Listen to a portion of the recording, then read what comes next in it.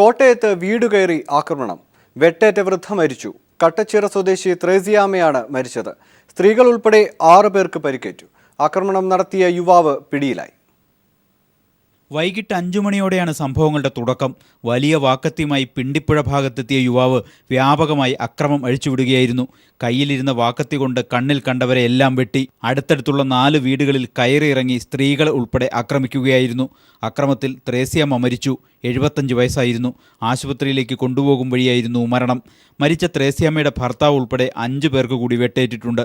ത്രേസ്യാമ്മയുടെ ഭർത്താവിൻ്റെ നില ഗുരുതരമാണ്. ഇവരുടെ മകനെ വീടിനുള്ളിൽ പൂട്ടിയിട്ട ശേഷം വൃദ്ധ ദമ്പതികളെ ക്രൂരമായി ആക്രമിക്കുകയായിരുന്നു. അക്രമത്തിനുള്ള കാരണം വ്യക്തമല്ല. 2 മണിക്കൂറിന് ശേഷം 7 മണിയോടെയാണ് പ്രതിയെ പിടികൂടാനായത്. ഞങ്ങൾ താമസിക്കുന്ന ഒരു 10-35 വീടുണ്ട്. ആ ഏരിയയിലേക്കെല്ലാം താഴമ്പഴിയെല്ലാം അടുത്തടുത്ത വീടുകളാണ്. വീടുകളിലേക്ക് ഓടിച്ചെന്ന് തൊട്ടടുത്ത വീട്ടിലെ പെണ്ണ് നിൽക്കുമായിരുന്നു. അതിൻ്റെ പെടലിക്കിട്ടും വെട്ടി, അതിനപ്പുറത്തെ വീട്ടിലെ പെണ്ണിനെയും പുറത്തിനിട്ട് വെട്ടി. അങ്ങനെ കണ്ട വീടുകളിലെല്ലാം അവൻ കയറി വെട്ടി. അങ്ങനെ 6-7 പേര് വെട്ടേറ്റ് ഇവിടെ വന്നിട്ടുണ്ട്. അപ്പോൾ എൻ്റെ അമ്മയും കൊണ്ട് ഉടനെ തന്നെ ഒരു വണ്ടി വിളിച്ച് ഞാൻ പോരുമായിരുന്നു. എന്തോ സ്ത്രീകളാണ് മുഴുവൻ പേരും. ഒരു കൊച്ചു മാത്രം, ആൺകൊച്ച്. മരിച്ച ഒരു അമ്മച്ചിയാണ്. അവരുടെ വീട്ടിലും വേറെ അപ്പച്ചനെയും അമ്മച്ചിയും വെട്ടി. അമ്മച്ചിയും വെട്ടി. അമ്മച്ചി അപ്പോഴേ മരിച്ചെന്നാണ് പറഞ്ഞത്. അമ്മച്ചി ഇവിടെ കൊണ്ടുവന്നിട്ട് ഉടനെ കൊണ്ടുപോയി. അപ്പച്ചനെ മാതാവിൽ 2 സ്ഥലത്ത് കയറ്റിയിട്ടും അവർ നോക്കിയില്ല. പിന്നെ ഭാരതിലേക്ക് പോയി. അവിടെ ചെന്ന് സീരിയസ് ആണ് എന്നാണ് പറഞ്ഞിരിക്കുന്നത്. അക്രമം നടത്തിയ ശേഷം പ്രതി 6 കിലോമീറ്ററോളം ഓടി വട്ടുകുളത്ത് ഒരു വീടിന് മുകളിൽ കയറി ഒളിച്ചു. പിന്നാലെ എത്തിയവർക്ക് നേരെ കല്ലുകൾ എറിഞ്ഞ് ഭീകരാന്തരീക്ഷം സൃഷ്ടിച്ചു. 2 മണിക്കൂറോളം പ്രദേശത്ത് ഭീകരാന്തരീക്ഷം നിലനിന്നു. ഒടുവിൽ പോലീസ് എത്തി ഇയാളെ ബലപ്രയോഗത്തിലൂടെ കീഴടക്കുകയായിരുന്നു. വൈകുന്നേരം 5 മണി കഴിഞ്ഞ സമയത്ത് സേവാഗ്രാം എന്ന് പറയുന്ന സ്ഥലത്ത് ഒരാളെ യാതൊരുവിധ പ്രകോപനവും കൂടാതെ വീടുകളിൽ താമസിക്കുന്ന ആൾക്കാരെ ഉപദ്രവിക്കുന്ന വിവരം കിട്ടിയാണ് അവിടെ ചെന്ന്. ഒരാൾക്ക് ഗുരുതര പരിക്ക് പറ്റിയിട്ടുണ്ട്. ഒരാൾ മരണപ്പെട്ടിട്ടുണ്ട്. ഒരു 75 വയസ്സുള്ള ത്രേസ്യാമ്മ എന്ന സ്ത്രീ. ഇയാളെ ഞങ്ങൾ ഓടിച്ചിട്ട് 4 കിലോമീറ്റർ അപ്പുറത്ത് നിന്ന് വട്ടുകുളം എന്ന സ്ഥലത്ത് വെച്ച് ഇയാളെ അറസ്റ്റ് ചെയ്തിട്ടുണ്ട്. ഇയാൾ തമിഴ്നാട് സ്വദേശി മുരുകേശൻ എന്ന ആളാണ്. പിന്നെ വേളാങ്കണ്ണി സ്വദേശി. വേളാങ്കണ്ണി മുരുകേശൻ എന്നാണ് ഇയാളുടെ പേര് അറിയാൻ കഴിയുന്നത്. നമ്മൾ കൂടുതൽ അയാളെ ചോദ്യം ചെയ്തുകൊണ്ടിരിക്കുകയാണ്. തമിഴ്നാട് നാഗപട്ടണം സ്വദേശിയാണ് അക്രമം നടത്തിയ മുരുകേശൻ. ഒരാഴ്ച മുമ്പ് മാത്രമാണ് കൂലിപ്പണി തേടി ഇയാൾ കേരളത്തിലെത്തിയത്. ഇയാളെയും പരിക്കുകളോടെ കോട്ടയം മെഡിക്കൽ കോളേജ് ആശുപത്രിയിൽ പ്രവേശിപ്പിച്ചിരിക്കുകയാണ്. അപ്രതീക്ഷിതമായി ഉണ്ടായ അക്രമ സംഭവങ്ങൾ പ്രദേശത്ത് ഭീതി വിതച്ചിരിക്കുന്നു. News bureau, Kottayam.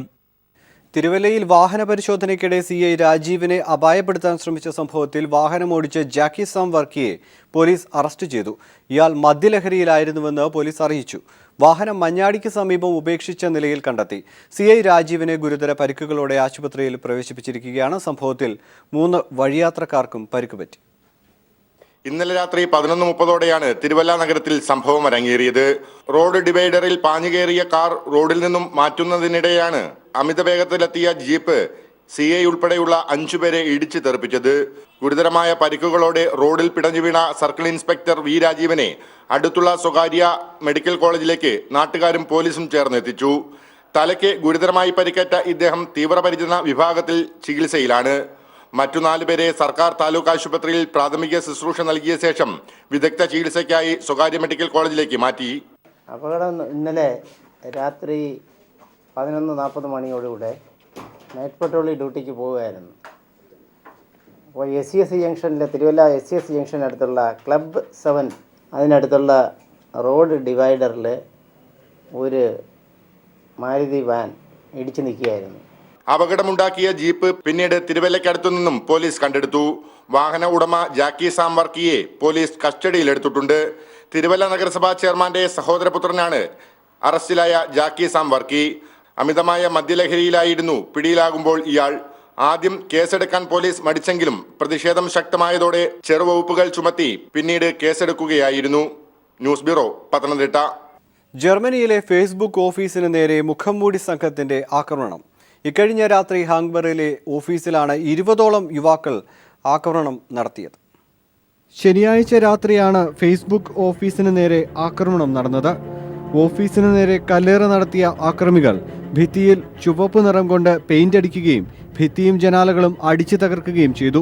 ചുവപ്പ് പെയിന്റ് കൊണ്ട് ഓഫീസിന്റെ ഭിത്തിയിൽ ഫേസ്ബുക്ക് ഡിസ്ലൈക്ക് എന്ന് എഴുതിയതിനു ശേഷമാണ് ആക്രമികൾ മടങ്ങിയത്. ഫേസ്ബുക്കിൽ വരുന്ന വംശീയ പോസ്റ്റുകൾ മോഡറേറ്റ് ചെയ്യാത്ത കേസിൽ കമ്പനിയുടെ യൂറോപ്യൻ മേധാവിക്കെതിരെ അന്വേഷണം നടക്കുന്ന സാഹചര്യത്തിലാണ് ആക്രമണം. സിറിയൻ അഭയാർത്ഥികളുടെ കാര്യത്തിൽ വംശീയ വിദ്വേഷം ജ്വലിപ്പിക്കുന്ന അഭിപ്രായങ്ങൾ പ്രത്യക്ഷപ്പെട്ടത് ഫേസ്ബുക്കിനെതിരെ വ്യാപക വിമർശനത്തിന് ഇടയാക്കിയിരുന്നു. ആക്രമികൾക്ക് വേണ്ടി അന്വേഷണം നടത്തിയെങ്കിലും ഇതുവരെ സംഘത്തെ തിരിച്ചറിയാൻ പോലും കഴിഞ്ഞിട്ടില്ല. ജർമ്മനിയിലെ നിയമങ്ങൾ ഫേസ്ബുക്ക് ലംഘിച്ചിട്ടില്ലെന്നും സൈറ്റിന്റെ പ്രവർത്തനം സുതാര്യമാണെന്നും കമ്പനിയുടെ വക്താവ് അറിയിച്ചിട്ടുമുണ്ട്. News desk. കൈക്കൂലി വാങ്ങി കേസ് അട്ടിമറിക്കാൻ അടൂർ ഡിവൈഎസ്പി ശ്രമിക്കുന്നതായി അടൂരിൽ പീഡനത്തിനിരയായ പെൺകുട്ടിയുടെ അമ്മയുടെ വെളിപ്പെടുത്തൽ. നിലവിലെ കേസ് അന്വേഷണത്തിൽ തൃപ്തിയില്ല. സ്റ്റേഷനിലെത്തിയ തന്നെ SI അടക്കമുള്ളവർ ചീത്ത വിളിച്ചതായും പെൺകുട്ടിയുടെ മാതാവ് പറഞ്ഞു. അതേസമയം പീപ്പിൾ വാർത്തയെ തുടർന്ന് അടൂർ ഡിവൈഎസ്പിയെ തിരുവനന്തപുരത്തേക്ക് സ്ഥലം മാറ്റി. ഞാൻ ഇന്ന് വക്കീലിനെ കാണാൻ വന്നതാണ് എൻ്റെ മോളെ ഇറക്കാനായിട്ട്. അപ്പോൾ അവിടുന്ന് DSP ഓഫീസിൽ നിന്ന് ഒരു രാധാകൃഷ്ണൻ എന്നും പറഞ്ഞൊരു പോലീസുകാരൻ വന്ന് ഒരുപാട് ചീത്ത വിളിച്ചു. വക്കീൽ ഓഫീസിൽ അവിടെ ചെല്ലണമെന്നും പറഞ്ഞു, SP ഓഫീസിൽ ചെല്ലണമെന്നും പറഞ്ഞു. നിരന്തരം അവിടെ കയറി ഇറങ്ങി 3-4 ദിവസം കൊണ്ട് ഞാൻ അവിടെ കയറി ഇറങ്ങും. അന്നെല്ലാം ഈ DSP ഉൾപ്പെടെ എന്നെ ചീത്ത വിളിച്ച് വിട്ടിട്ടുണ്ട്. മറ്റേ സ്ത്രീക്കും അവരുടെ മോക്കും നല്ല പരിഗണന അവിടുന്ന് കൊടുത്തിട്ടുള്ളത്. അതുകൊണ്ട് എനിക്ക് ഇവിടുത്തെ DSP കേസ് അന്വേഷിക്കുന്നതിന് എനിക്ക് താല്പര്യക്കുറവുണ്ട്. ഈ സാറ് കാശ് മേടിച്ചും കൊണ്ടാണ് ഇത് ചെയ്യുന്നത്. അതിൽ 9 പ്രതികളിലെ ഒരു പ്രതിയെ വിട്ടയച്ചിട്ട് പുള്ളി കാശ് മേടിച്ചു. ആ ഒരു പ്രതിയെ കൊട്ടാരക്കര പിടിച്ചിട്ടുണ്ട് DSP ഓഫീസിൽ. അതിന് എനിക്ക് താല്പര്യക്കുറവുണ്ട്. എൻ്റെ കുഞ്ഞിൻ്റെ ഇതിൻ്റെ തെറ്റ് എന്തുവാണെന്ന് എനിക്കറിയണം സാറ്. തള്ളയുടെ സ്ഥിരം വേക്കൻസി ഇതായിരുന്നു. തള്ള ഇവിടെ പിടിച്ചവന്മാരുടെ ഒരളിയൻ പറഞ്ഞേക്കുന്നതെന്ന് പറഞ്ഞാൽ തള്ള ഇതിനകത്ത് നല്ല പൈസ എമൗണ്ട് കൈപ്പറ്റിയിട്ടുണ്ടെന്നാണ് പറഞ്ഞേക്കുന്നത്. എൻ്റെ കുഞ്ഞിനെ വീച്ച് കാണിക്കാമെന്നും പറഞ്ഞാൽ വിളിച്ചുകൊണ്ട് പോയേക്കുന്നത്. ഫേസ്ബുക്കിലെ അശ്ലീല പേജുകൾക്കെതിരായ ക്യാമ്പയിൻ ശക്തമാവുകയാണ്. തിരുവനന്തപുരം LBS എഞ്ചിനീയറിംഗ് കോളേജ് വിദ്യാർത്ഥിനി ശില്പ ശ്രീകുമാർ പോലീസ് കമ്മീഷണർക്ക് നൽകിയ പരാതിയെ തുടർന്നാണ് ക്യാമ്പയിൻ ആരംഭിച്ചത്. സമൂഹമാധ്യമങ്ങളിൽ മേക്ക് വിമൻ സേഫ് ഓൺലൈൻ എന്ന ഹാഷ്ടാഗിലുള്ള പ്രചരണത്തിന് നിരവധി പേരാണ് പിന്തുണ പ്രഖ്യാപിച്ചിരിക്കുന്നത്. ഒരു സുഹൃത്തിന്റെ ഫേസ്ബുക്ക് വാളിൽ കണ്ട ലിങ്കിൽ നിന്നാണ് കൂടുതൽ അശ്ലീല പേജുകൾ നിലവിലുള്ളതായി പരാതിക്കാരിയായ ശില്പ ശ്രീകുമാർ മനസ്സിലാക്കിയത്. തുടർന്ന് തിരുവനന്തപുരം സിറ്റി പോലീസ് കമ്മീഷണർക്ക് ശില്പ പരാതി നൽകുകയായിരുന്നു. ഫേസ്ബുക്കിൽ പോസ്റ്റ് ഇട്ടായിരുന്നു, റിപ്പോർട്ട് ചെയ്യണം എന്ന് പറഞ്ഞ് ഞാൻ ഈ പേജിൻ്റെ ലിങ്കും കൂടി വെച്ച് പോസ്റ്റ് ഇട്ടായിരുന്നു. സ്ക്രീൻഷോട്ടും ലിങ്കും ബാക്കി ഡീറ്റെയിൽസ് എല്ലാം കൂടി ചേർത്ത് കംപ്ലൈൻ്റ് ആയിട്ട് കമ്മീഷണേഴ്സൊക്കെ മെയിൽ ചെയ്തതിന് ശേഷം കമ്മീഷണറെ നേരിട്ട് കോൺടാക്ട് ചെയ്തായിരുന്നു. അപ്പോൾ സാറ് പറഞ്ഞത് മെയിൽ ചെക്ക് ചെയ്തിട്ട് റിപ്ലൈ പറയാം എന്ന് പറഞ്ഞായിരുന്നു. സ്ത്രീകൾക്കെതിരായ അതിക്രമങ്ങൾ ചെറുക്കുന്നതിനും ഫേസ്ബുക്കിലൂടെ അപമാനിക്കുന്നതിനും പരിഹാരം വേണമെന്നാണ് ക്യാമ്പയിനെ അനുകൂലിക്കുന്നവർ ആവശ്യപ്പെടുന്നത്. മേക്ക് വിമൻ സേഫ് ഓൺലൈൻ എന്ന പേരിൽ തൃശൂർ സ്വദേശിയും ഇൻഫോ പാർക്കിൽ ജീവനക്കാരനുമായ ജയപ്രസാദ് മുരളീധരൻ ഒരു പേജും ആരംഭിച്ചിട്ടുണ്ട്. സ്ത്രീകളെ മോശമായി ചിത്രീകരിക്കുന്ന പേജുകളുടെ അഡ്മിന്മാരെയും കമന്റ് ഇടുന്നവരെയും ലൈക്ക് ചെയ്യുന്നവരെയും നിയമത്തിന് മുന്നിൽ കൊണ്ടുവരണമെന്ന ആവശ്യം ശക്തമാവുകയാണ്. News desk. ഡൽഹി കൂട്ടമാനഭംഗ കേസിലെ പ്രായപൂർത്തിയാകാത്ത പ്രതിയെ മോചിപ്പിക്കുന്നതിനെതിരെ കേന്ദ്ര സർക്കാർ രംഗത്ത്. ജുവനൈൽ നിരീക്ഷണ ഹോമിലെ പ്രതിയുടെ തടവ് കാലാവധി നീട്ടണമെന്ന് ദില്ലി ഹൈക്കോടതിയിൽ കേന്ദ്ര സർക്കാർ ആവശ്യപ്പെട്ടു. പ്രതിയെ മോചിപ്പിക്കരുതെന്ന് ആവശ്യപ്പെട്ട് BJP നേതാവ് സുബ്രഹ്മണ്യം സ്വാമി കോടതിയിൽ നൽകിയ ഹർജിയിലാണ് കേന്ദ്ര സർക്കാർ നിലപാട് വ്യക്തമാക്കിയത്. 2012 ഡിസംബർ 16 ഓടിക്കൊണ്ടിരുന്ന ബസ്സിൽ പെൺകുട്ടിയെ കൂട്ടമാനഭംഗം നടത്തിയ പ്രതിയെ പ്രായപൂർത്തിയാകാത്തതിനാലാണ് ജുവനൈൽ ഹോമിൽ അയച്ചത്. 3 വർഷത്തെ പരമാവധി ശിക്ഷ ഈ മാസം 20 അവസാനിക്കും. പെൺകുട്ടിയെ ഏറെ ക്രൂരമായി പീഡിപ്പിച്ച ഇയാളെ പുറത്തിറക്കരുതെന്നാവശ്യപ്പെട്ട് BJP നേതാവ് സുബ്രഹ്മണ്യം സ്വാമി ദില്ലി ഹൈക്കോടതിയിൽ ഹർജി നൽകി. പ്രതിക്ക് ജിഹാദ് ബന്ധമുണ്ടെന്ന IB റിപ്പോർട്ട് ചൂണ്ടിക്കാട്ടിയാണ് ഹർജി നൽകിയത്. ഹർജി പരിഗണിച്ച സുപ്രീം കോടതി കേന്ദ്ര സർക്കാരിനോട് നിലപാടാവശ്യപ്പെട്ട് നോട്ടീസ് അയച്ചു. പ്രതിയെ മോചിപ്പിക്കുന്നത് സമൂഹത്തിന് ഭീഷണിയാകുമോ എന്ന് പരിശോധിക്കണമെന്ന് കോടതിയെ കേന്ദ്ര സർക്കാർ അറിയിച്ചു. ഇയാളുടെ മാനസിക നിലയിൽ മാറ്റം വന്നോ എന്ന് പരിശോധിക്കണമെന്നും ജുവനൈൽ നിരീക്ഷണ ഹോമിലെ പ്രതിയുടെ കാലാവധി നീട്ടണമെന്നും കേന്ദ്ര സർക്കാർ അറിയിച്ചു. ഇതിന്റെ അടിസ്ഥാനത്തിൽ 21 വയസ്സ് പൂർത്തിയായ പ്രതിയുടെ മോചനം ദില്ലി ഹൈക്കോടതി സ്റ്റേ ചെയ്തു. News bureau, Delhi. ശബരിമലയിൽ ദേവസ്വം ബോർഡ് താൽക്കാലിക ജീവനക്കാരനടക്കം 2 പേർ മോഷണക്കുറ്റത്തിന് പിടിയിൽ. വെള്ളനിവേദ്യം ഓഫീസിലെ താൽക്കാലിക ജീവനക്കാരനായ ശശി മൊബൈൽ ഫോൺ മോഷ്ടിച്ചതിനാണ് അറസ്റ്റിലായത്. തമിഴ്നാട് സ്വദേശിയായ ഈശ്വരനാണ് പിടിയിലായ രണ്ടാമൻ. ഇയാൾ ഒട്ടേറെ മോഷണ കേസുകളിൽ പ്രതിയാണ്. ശബരിമലയിലെ സ്ഥിരം മോഷ്ടാക്കളായ 2 പേരെയാണ് സന്നിധാനം പോലീസ് കഴിഞ്ഞ ദിവസം അറസ്റ്റ് ചെയ്തത്. വെള്ളനിവേദ്യം ഓഫീസിലെ താൽക്കാലിക ജീവനക്കാരനായ ആലപ്പുഴ കരുവാറ്റ സ്വദേശി ശശി അതേ ഓഫീസിലെ തന്നെ മറ്റൊരു ജീവനക്കാരന്റെ മൊബൈൽ ഫോൺ മോഷ്ടിക്കുകയായിരുന്നു. പരാതിയെ തുടർന്ന് ശശി താമസിക്കുന്നിടത്ത് നടത്തിയ പരിശോധനയിൽ ഇയാളുടെ ബാഗിൽ നിന്നും മൊബൈൽ ഫോൺ കണ്ടെടുത്തു. ബാഗിനുള്ളിൽ സൂക്ഷിച്ചിരുന്ന 120 പാക്കറ്റോളം ബീഡിയും മറ്റ് പുകയില ഉൽപ്പന്നങ്ങളും പോലീസ് പിടിച്ചെടുത്തു. ഒട്ടേറെ മോഷണ കേസുകളിൽ പ്രതിയായ തമിഴ്നാട് തേനി സ്വദേശി ഈശ്വരനാണ് പിടിയിലായ രണ്ടാമൻ. സന്നിധാനത്ത് ഒട്ടേറെ പേരിൽ നിന്നും പണം അപഹരിച്ച ഇയാളെ ഏറെ നാളായി പോലീസ് തിരയുകയായിരുന്നു. സന്നിധാനം SI അശ്വത്തിന്റെ നേതൃത്വത്തിലുള്ള സംഘമാണ് ഇരുവരെയും അറസ്റ്റ് ചെയ്തത്. ഈശ്വരൻ എന്ന് പറയുന്ന പോലീസ് ഈ സീസൺ മൊത്തവും തിരഞ്ഞുകൊണ്ടിരുന്ന വിപ്രസിദ്ധനായ കള്ളനെയാണ്. കഴിഞ്ഞ മണ്ഡല മകരവിളക്ക് സമയത്ത് അയാളെ പമ്പ സ്റ്റേഷനിൽ പിടിച്ചു. പമ്പ സ്റ്റേഷനിൽ പിടിച്ചതിന് ശേഷം അവിടുന്ന് രണ്ടാമത്തെ നിലയിൽ എടുത്ത് താഴ്ചാടി കാലൊടിഞ്ഞ് ഹോസ്പിറ്റലിൽ കിടന്ന് കഴിഞ്ഞ വർഷം. അങ്ങനെ അയാളുടെ പേരിൽ മുൻ വർഷങ്ങളിൽ 4-5 കേസുകൾ നിലവിലുണ്ട്. അയാൾ ഒരു വലിയൊരു സംഘത്തിൻ്റെ നേതാവാണ്. അയാൾ വന്നതുകൊണ്ട് അയാളുടെ കൂടെയുള്ള പല ടീമുകളും മേലോട്ട് കയറാൻ മടിച്ച് പുറത്ത് നിൽക്കുക. എന്നാൽ അയാളെ കിട്ടിയത് കൊണ്ട് ഇനി അങ്ങോട്ട് മോഷണം നടക്കാൻ സാധ്യതയില്ലെന്നാണ് നമ്മളുടെ ഒരു വിലയിരുത്തൽ. റാന്നി 1ാം ക്ലാസ് മജിസ്ട്രേറ്റ് കോടതിയിൽ ഹാജരാക്കിയ ഇരുവരെയും റിമാൻഡ് ചെയ്തു. News bureau, Sannidhanam. സംസ്ഥാന സർക്കാരിന്റെ ലോട്ടറി ടിക്കറ്റുകൾ അച്ചടിയിൽ കോടികളുടെ അഴിമതി നടത്തിയ അഡ്വാൻസ്ഡ് പ്രിന്റിംഗ് ആൻഡ് ട്രെയിനിംഗ് സെന്ററിലെ MDക്കെതിരെ വിജിലൻസ് കേസ്.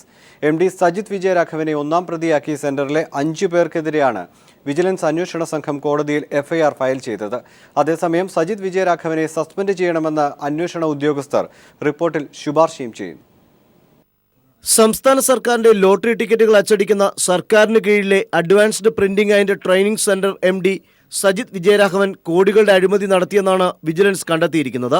1.36 കോടി രൂപയുടെ അഴിമതി നടത്തിയ സജിത് വിജയരാഘവൻ കേസിൽ ഒന്നാം പ്രതിയാണ്. 1 മുതൽ 10 വരെ ക്ലാസുകളിലെ ടെക്സ്റ്റ് ബുക്ക് അച്ചടിച്ചതിലും MD സജിത് വിജയരാഘവൻ കോടികൾ വെട്ടിച്ചു.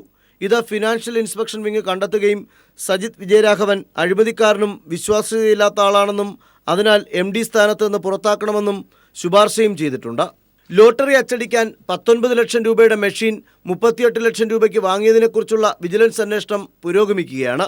കൂടാതെ 28 ലക്ഷം രൂപയുടെ നാപ് വെബ് അപ്പറ്റ് മെഷീൻ 52 ലക്ഷം രൂപയ്ക്ക് വാങ്ങിയതിലും അന്വേഷണം നടക്കുന്നുണ്ട്.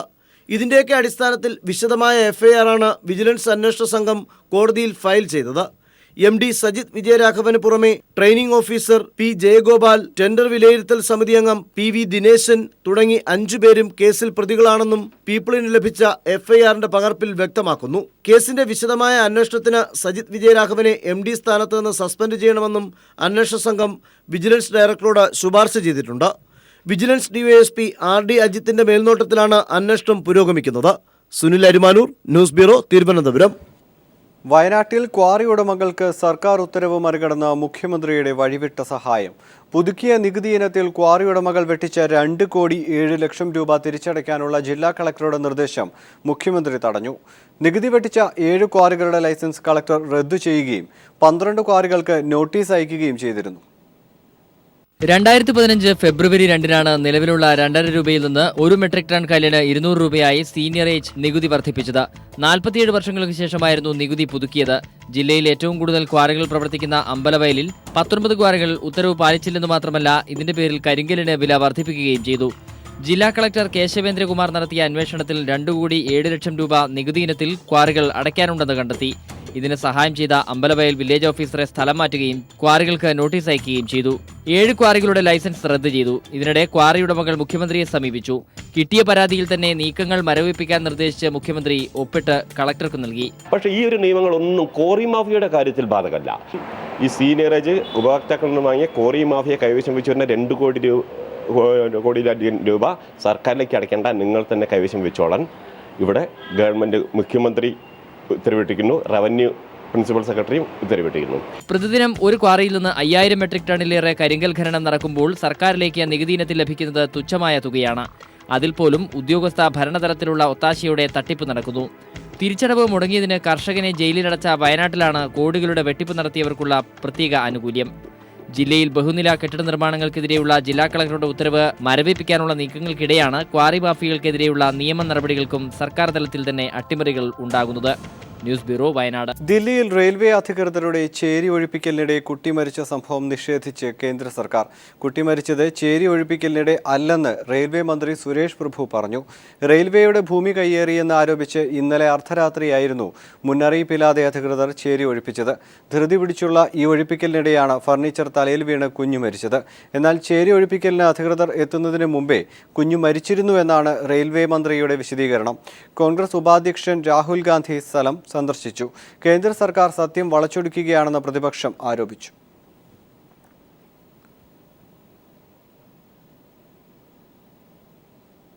പീപ്പിൾ എക്സ്ക്ലൂസീവ് തൊടുപുഴയാറിന്റെ തീരത്ത് കയ്യേറ്റം വ്യാപകം. സ്വകാര്യ ആശുപത്രി കെട്ടിടത്തിനായുള്ള കയ്യേറ്റം തകൃതിയായിട്ടും നടപടിയെടുക്കാതെ അധികൃതർ.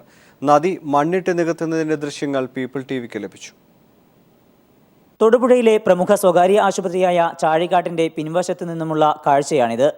ലോഡ് കണക്കിന് മണ്ണും കെട്ടിടാവശിഷ്ടങ്ങളുമിട്ട് പുഴ നികത്തിയെടുക്കുകയാണിവിടെ.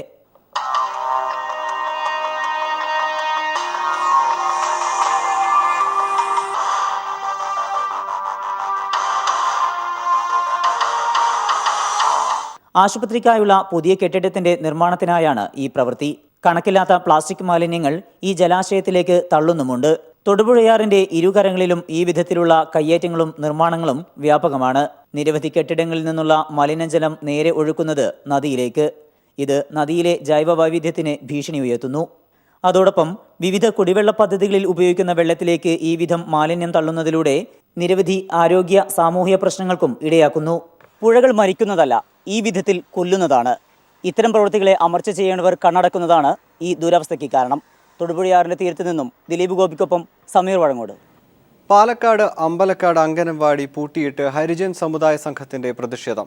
ടീച്ചർക്കെതിരായ പരാതിയിൽ നടപടി ആവശ്യപ്പെട്ടാണ് അംഗൻവാടി പ്രവർത്തിക്കാൻ അനുവദിക്കാതെ ഒരു വിഭാഗം പൂട്ടിയത്. ടീച്ചർക്ക് അനുകൂലമായ ഒരു വിഭാഗം ആളുകൾ രംഗത്ത് വന്നത് നേരിയ സംഘർഷത്തിനും കാരണമായി. പാലക്കാട് കല്ലേപ്പുള്ളിയുള്ള അമ്പലക്കാട് അംഗനവാടിയാണ് പ്രവർത്തിപ്പിക്കാൻ കഴിയാത്ത രീതിയിൽ പൂട്ടിയത്. ഹരിജൻ സമുദായ സംഘത്തിലെ ഒരു വിഭാഗം പ്രവർത്തകർ മറ്റൊരു താഴിട്ട് അംഗനവാടി പൂട്ടുകയായിരുന്നു. 22 വർഷമായി പ്രവർത്തിച്ചു വരുന്ന അംഗനവാടിയിലെ ടീച്ചർ വനജയ്ക്കെതിരെ നൽകിയ പരാതി പരിഹരിക്കാത്തതിലായിരുന്നു പ്രതിഷേധം. ഈ കെട്ടിടം ഇന്ന് നിലനിൽക്കുന്ന കെട്ടിടം ഞങ്ങളുടെ സഹകരണ സംഘത്തിൻ്റെയാണ്. അംഗനവാടിൻ്റെ അല്ല SC/SCയുടെയാണിത്. അപ്പോൾ അത് ഈ സ്ഥാപനം ഞങ്ങളുടേതാണ്. അപ്പോൾ ഞങ്ങൾക്ക് പൂട്ടാനുള്ള അധികാരമുണ്ട് എന്ന് ഞങ്ങൾ അത് ഉന്നയിച്ച് പൂട്ടുന്നു. അംഗനവാടി തുറക്കാൻ കഴിയാതെ വന്നതോടെ മന്ത് പ്രതിരോധ പ്രവർത്തനം തടസ്സപ്പെട്ടു. തുറക്കണമെന്ന ICDS പോലീസ് അധികാരികളുടെ അഭ്യർത്ഥന ഹരിജൻ സമുദായ സംഘം പ്രവർത്തകർ അംഗീകരിച്ചില്ല. തുറന്നു പ്രവർത്തിപ്പിക്കാൻ ആവശ്യമായ നടപടി പോലീസ് സ്വീകരിച്ചതുമില്ല. പരാതിയിൽ ബുധനാഴ്ച സിറ്റിംഗ് നടത്താൻ തീരുമാനിച്ചതായി ICDS ജില്ലാ പ്രോജക്ട് ഓഫീസർ മഞ്ജുഷ വ്യക്തമാക്കി. ഇത് എങ്ങനെ പക്ഷേ വീണ്ടും 16-ാം തീയതി ചർച്ച വെച്ചിട്ടുണ്ട്. അന്ന് ഒരു പുതിയ കമ്മിറ്റി രൂപീകരിച്ചിട്ട് അതിന്ന് എന്താണോ ചർച്ച ചെയ്തിട്ട് ഇവർ ടീച്ചറെ മാറ്റണം എന്നാണ് ഇവരുടെ ഇപ്പോഴത്തെ ഒരു ആവശ്യം. 20 കുട്ടികൾ പഠിച്ചു വരുന്ന അംഗനവാടിയിലെ ടീച്ചറെ മാറ്റരുതെന്നാവശ്യപ്പെട്ട് ഒരു വിഭാഗം ആളുകൾ ICDS അധികാരികൾക്ക് നിവേദനവും നൽകിയിട്ടുണ്ട്. News bureau, Palakkad. കോട്ടയം കഞ്ഞിക്കുഴിയിലെ ലോഡ്ജിൽ കെട്ടിട നിർമ്മാണ തൊഴിലാളിയെ കഴുത്തറുത്തു കൊന്ന കേസിലെ പ്രതിയെ കോട്ടയത്ത് കൊണ്ടുവന്നു. പാലക്കാട് മണ്ണാർക്കാട് പയ്യനടം സ്വദേശി ജയപ്രകാശിനെ തെലങ്കാനയിലെ വാറങ്കലിൽ നിന്നാണ് പോലീസ് കസ്റ്റഡിയിലെടുത്തത്. ഈ റിപ്പോർട്ടോടുകൂടി ഇന്നത്തെ ക്രൈംബ്രാഞ്ച് പൂർണ്ണമാവുന്നു. നമസ്കാരം. ഒക്ടോബർ 15 രാത്രി കഞ്ഞിക്കുഴിയിലെ ലോഡ്ജിൽ എറണാകുളം തേവര സ്വദേശി കണിശ്ശേരി സ്റ്റാൻലിയെ കൊലപ്പെടുത്തിയ കേസിൽ ഒളിവിലായിരുന്നു ജയപ്രകാശ്. കൊലപാതകത്തിന് ശേഷം രക്ഷപ്പെട്ട ജയപ്രകാശ് തെലങ്കാനയിലെ വാറങ്കലിൽ തട്ടുകട തൊഴിലാളിയായി ജോലി ചെയ്തു വരുന്നതിനിടെ ഈ മാസം 10-നാണ് പോലീസ് കസ്റ്റഡിയിലായത്. വാറങ്കലിലെ കോടതിയിൽ ഹാജരാക്കിയ ശേഷം 12-ന് പ്രതിയുടെ താമസ സ്ഥലത്ത് നടത്തിയ തെളിവെടുപ്പിൽ കൊല്ലപ്പെട്ട സ്റ്റാൻലിയുടെ സ്വർണ്ണമാല, മൊബൈൽ ഫോൺ എന്നിവ കണ്ടെടുത്തു. Kottayam east CI AJ Thomas, shadow police SI DC Varghese, senior police ഉദ്യോഗസ്ഥരായ PN മനോജ്, I സജികുമാർ എന്നിവരുടെ നേതൃത്വത്തിലാണ് പ്രതിയെ കോട്ടയത്തെത്തിച്ച് കോടതിയിൽ ഹാജരാക്കിയത്. പോലീസ് കസ്റ്റഡിയിൽ വിട്ടുകിട്ടിയ പ്രതി പണത്തിനു വേണ്ടിയായിരുന്നു കൊലപാതകമെന്ന് പോലീസിനോട് വെളിപ്പെടുത്തിയതായി ഉദ്യോഗസ്ഥർ പറഞ്ഞു. കൊലപാതകം നടന്ന കഞ്ഞിക്കുഴിയിലെ ലോഡ്ജ് മുറിയിലെത്തിച്ച് ഉടൻ തന്നെ പോലീസ് തെളിവെടുപ്പ് നടത്തും. News bureau, Kottayam.